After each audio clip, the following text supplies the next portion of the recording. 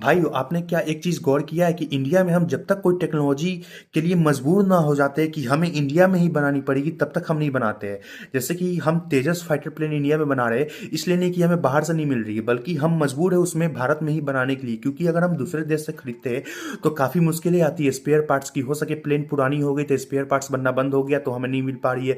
जैसे मिग 21 बराबर क्रैश होता था, वही अगर हम दूसरा देश से प्लेन खरीदे तो जैसे कि रसिया पे प्रतिबंध लग गया तो वहाँ से स्पेयर पार्ट्स वो अभी खुद भेजिए तो हमें स्पेयर पार्ट्स प्रोवाइड करा पाएगा या नहीं। या फिर से अमेरिका से प्लेन खरीदे तो F-35 में बोला जाता है हर रोज़ OTP की ज़रूरत होती है, उसके बाद ही वो उड़ा सकते हैं। तो दूसरे देश पे हम निर्भर हो जाते हैं। अब राफेल हमने खरीदा तो फ्रांस है हमें सोर्स कोड नहीं दे रहा था कि हम अपना हथियार उसमें यूज़ न कर पाए।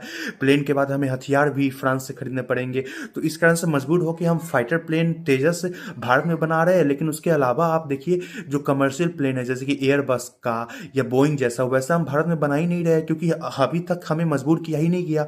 जब तक प्रतिबंध नहीं लगेगा कि अब हम भारत को नहीं देंगे तब तक नहीं बनेगा। क्योंकि बात आप सोच रहे होंगे पैसों की होगी, उसमें बहुत पैसे लगेगी। मैं बता देता हूँ, रसिया का एक कमर्शियल प्लेन सुखोई कंपनी ने बनाया, सुपर जेट 100। उसमें कितनी लागत आई? करीब $1.3 बिलियन 2013 में। अभी के हिसाब से अगर इन्फ्लेशन से मान ले $2 बिलियन, तो कितनी हुई? 16,500 या 17,000 करोड़। और 16,500 17,000 करोड़ क्या ज़्यादा है? आपको मैं बता दूं, अभी बिहार जो कि सबसे गरीब राज्य है, उसने अभी 40,000 करोड़ रुपया हर महिला के अकाउंट में 10-10 हज़ार रुपए डाले, इस पे 40,000 खर्च आए। और भी टोटल मुफ्तखोरी की योजना में 40,000 करोड़ रुपए खर्च किए। तो अब सेंट्रल लेवल का बात छोड़िए, देश का सबसे गरीब राज्य बिहार के पास ही इतने पैसे हैं कि वो बड़े बड़े प्लेन का डेवलपमेंट कॉस्ट को फंड कर सकता है। जहाँ पे हमें अगर प्लेन को 10-15 साल लगेंगे अगर उसका डेवलपमेंट में, तो अगर मान लेते 20,000 करोड़ रुपए खर्च है तो हर साल कितने आएंगे? 1,000, 1,200, 1,300 करोड़ रुपए। इतना तो एक नेता के घर में मिल जाएगा जो कि बहुत करप्टेड नेता है। तो पैसे की बात नहीं है, बात मानसिकता की है कि हमारी मानसिकता भी वैसी ही नहीं है, सिर्फ सरकार की ही नहीं।